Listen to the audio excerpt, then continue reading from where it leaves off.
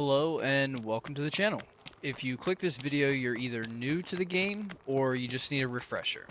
And this is what I'm going to do. I'm going to show you my thought process the entire way off the coast to my first town. This might help you and it might not. If you do not have iSurvive on your phone or second monitor, I suggest you to pause the video and make sure you do that. I will put the website in the description so it's easy for you to find it.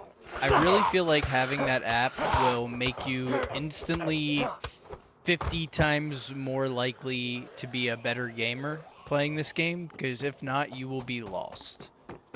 There's a few things I'm looking for before I head out. I'm looking for a knife, which we just got off that zombie. Gloves, preferred. I'm looking for rope, a knife, and honestly, that's about it, really. If I can find a chicken, I'll find a chicken so I can make a hook. But we are more so going to be fishing a lot of times for our food. And obviously, if we find a chicken, then it will also provide us food. But we are looking to get what we need and get away from the coast as fast as humanly possible. I will never turn down a box of nails because we can use those to make some storage. And here is our first bunch of rags. Hopefully it gives us a large amount from this. Look at that, we get 6 rags. Now we're gonna lure this zombie into this house, and we're gonna obviously accidentally take a huge beating off this, but we kill the zombie and he has 6 rags. So that brings our total to 12 rags. That's what you need to make 1 rope. So now that we got that, we're gonna go ahead and craft our rope, and we are really going to look towards moving north at this point.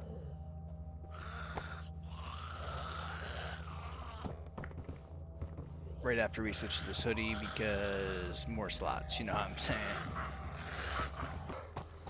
Alright, so these little boats on the coast, they have a little bit of a loophole. Sometimes you can find canned tuna, sometimes you can find a fishing rod with or without a hook, sometimes you can find dry sacks that you can bury some stuff in, or you can find stuff like a starter pistol that shoots a flare in the air that you don't really care about. So it's just kind of more incentive to just cut up some rags and just head north and just look for the next water source, and just get your food that way.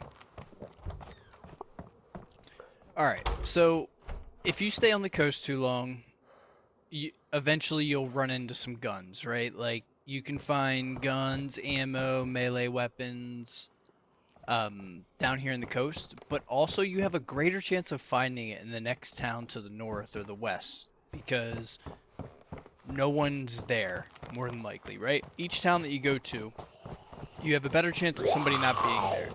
So we take on this zombie, and we hear the chicken in the background, so we just knock the zombie down.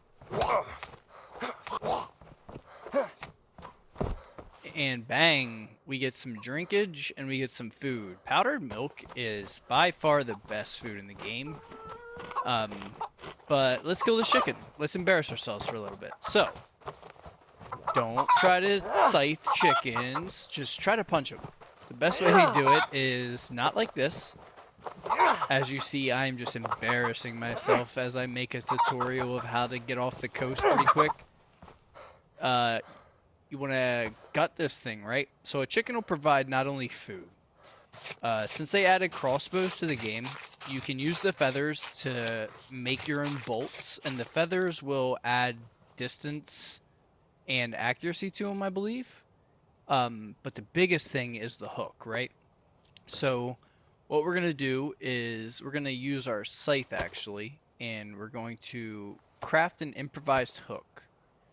They are small. They only take up 1 square, so it is kind of advisable to make 2 of them since there's several chicken bones, just in case you lose yours. You take your hat off, since the boonie cap does provide a slot for it, or if you lose it when you're fishing, right? So we are going to have ourselves a little bit of a drink, and we are going to wave goodbye to the coast, and we are heading north. See you later, Brett. Alright, let's head north and see where we can go.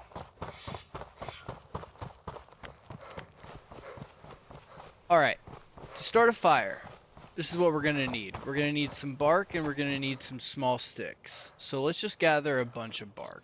All this stuff is replaceable. If we ruin stuff, then we ruin it. So I'm going to take 4 pieces of bark here, and I'm going to put them in my pockets.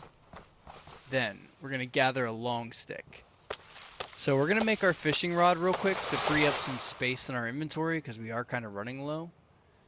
You can sharpen sticks to put meat on them to roast over a fire. I am doing that kind of to show you up in the top left how it shows the food there. You can just attach it. So if you use your rope and you use a long stick or sharpened stick, you can make an improvised fishing rod. So you just go ahead and put the hook on there, put it back in your inventory, and then you can put it on your back. You do lose a weapon slot when you do that, but you know, you're not really super geared off the start anyway, right? So we're going to look for one more long stick. Alright, so we're going to get this guy real quick. Now we're making our second half of the fire. We're going to break this down into small sticks. We're going to get 3 of them.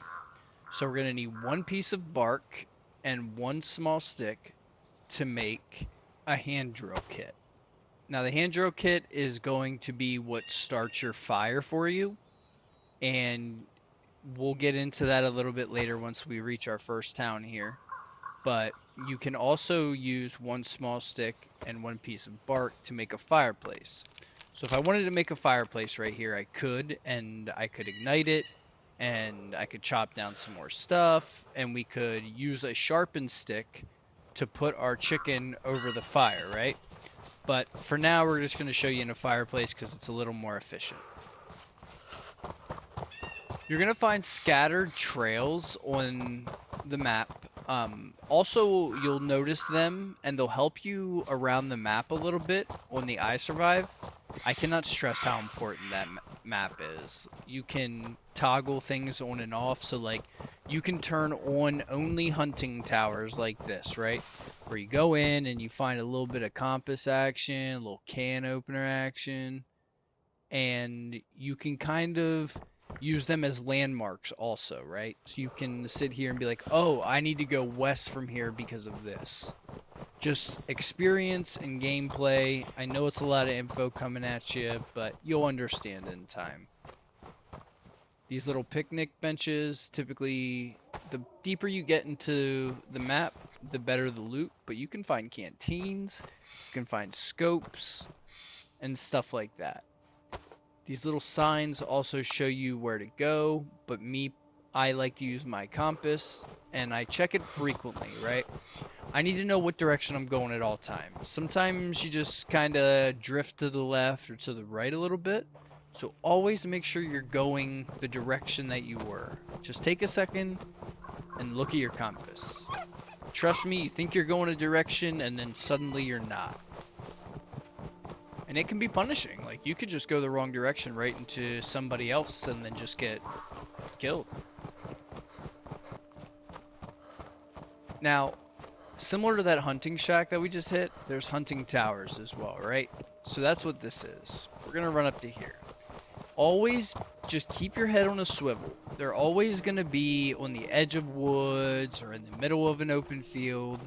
And you can get hunting scopes, PU scopes. Kind of goes back to what I said earlier, right? The deeper you are in the map, the better the loot gets. So I'm going to get hosed for a little bit on these, but that's fine.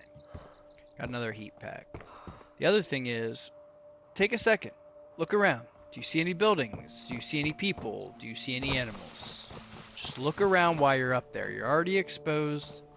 Taking a look at my compass again. As we get closer to this road, one thing you should really consider is a road will always take you to something. So we're going to head up to Nicta here, And we're just going to keep checking our compass, make sure that we're going north, make sure this is nicked it, even before we get here.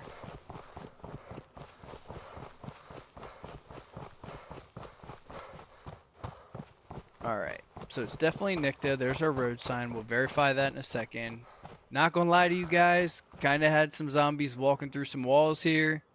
Gonna be low blood for a little bit, but it be like that. So I swear I locked these zombies in this a couple times, but got myself a knife. Definitely not worth the blood loss that I've been going through and bandage loss, but here we are.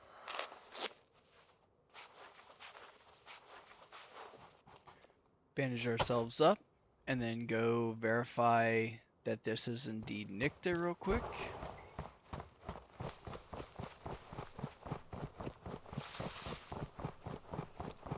And indeed it is. So we're gonna let this zombie come to us here in a second.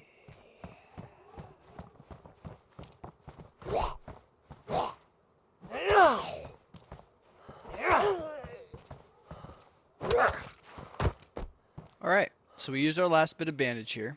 Now, if you cut up rags, there's a chance that you get an infection. If you have iodine or an alcohol tincture, you can use that to either disinfect your wounds or disinfect the bandages. Disinfect the rags, bandages first. Don't rely on disinfecting your wounds. It's a whole other thing. But for now, we're going to manage some inventory space, and we are going to take these salty sticks, and we are going to eat them. I feel like we've been having some really good RNG with food lately on this guy, and it's really not like this, to be honest with you, but I'll take it where I can get it.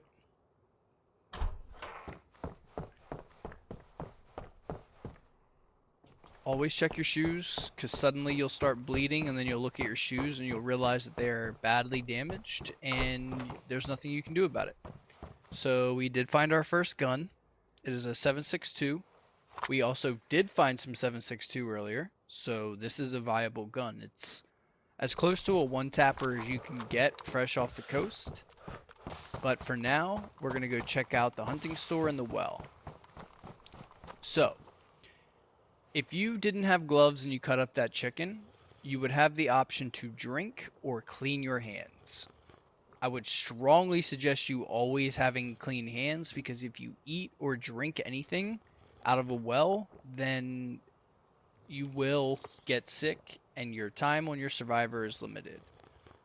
Always drink till your stomach shows that it's full, because you never know when is going to be convenient for you to get to another well. And that's what the icon is next to my bottle there. But we're going to go ahead and check this hunting store out. You can get some scopes from here. Sometimes you can get some guns, some ammo. It's pretty decent stuff here. If you ever see one of these, you better be looting it, because you can get some pretty good stuff out of these. But for now, what we're going to do is I'm going to go show you how to start a fire. Some houses will have better stoves than others. I personally have grown to prefer to cook inside of houses. So what you got to do is you got to take some of those small sticks or bark to your hands and place it in the fire. Then you can put the rest of the stuff in as fuel or kindling. And then what we're going to do is we're going to take our hand drill kit that we made, or you can take matches, and you're just going to look at the fire and you're going to ignite it. Takes a second, and then you just place your food in the cooking and smoking section. And if you watch it a little bit over time, it'll turn different colors, letting you know that it's cooking. The downside to cooking in a house is the smoke. It's very easy to be seen from a long distance away. And I can't tell you how many times that I've killed people because of this, and I've been killed because of this.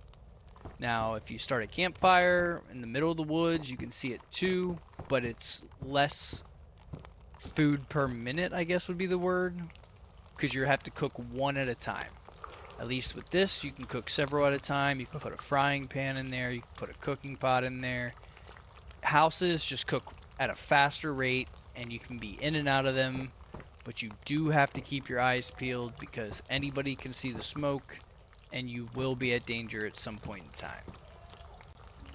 Now, once these 2 chicken breasts that are in the cooking portion finish up, I'll move the 1 chicken breast down to the cooking from the smoking. So I'll put them in my backpack because if you take them to your hands right away, as soon as you take them off the grill, it'll burn you now. I don't know if it ruins your gloves or not, but it will effectively burn you and you won't be able to eat that much. And you will take damage and you'll only be nibbling at your food. So it's best to just let it kind of cool down. So we're just going to wait for this to finish up.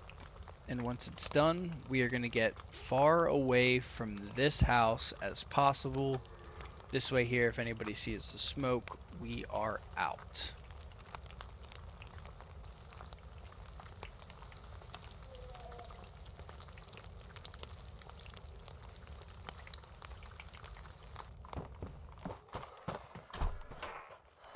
As we go into our next house, I kind of made a choice not to bring the shotgun with us because I want to have this fishing rod for a little bit and we already don't have ammo. However, this cooking pot is pretty universal. You can put stuff in it and bury it, and you can also, like I said, put stuff inside of it to cook and be on your way. So we finally found a body of water and we ate all of our chicken breasts already, which keep in mind the chicken breasts do not really do that much for you. So I'm going to dig up a worm here. You just need a hatchet, anything sharp, knife, splitting axe, whatever you need, right? Then you dig up a worm, and I'm going to take my gloves off for this example and show you why I prefer fishing over like chicken or killing a cow. So you don't put the worm on the hook, you put it down on the fishing bait portion, and then you start fishing. Now you have to wait a little bit, but you will eventually get a bite. You'll hear the splash of the fish, and then you let go of mouse 1 and you pull it out of the water. Give it a second. Bang. So we got it. We let go of mouse 1, and now the fish is at our feet. Use your sharpest or best durability weapon that you have. So like I'm going to use my hatchet here. If you use a bad durability item like a badly damaged knife, the amount of food you get from the animal is severely decreased. So I'm just cutting this thing up. I'm going to put both of these, I guess, fillets in my pocket. And then I'm going to wash my hands right at the water. So bang. That's why fishing, in my opinion, is the best way to get food. Because you can do everything by the water, clean your hands, and then you don't even have to worry if you don't have gloves that your hands are dirty and you're going to get sick. So that's how I typically go about my getting off the coast. If you enjoyed the video and if it helped you a little bit, let me know in the comments. Don't forget to subscribe to the channel as I'm going to make some more of these type of videos to help people get used to the game. And until the next time.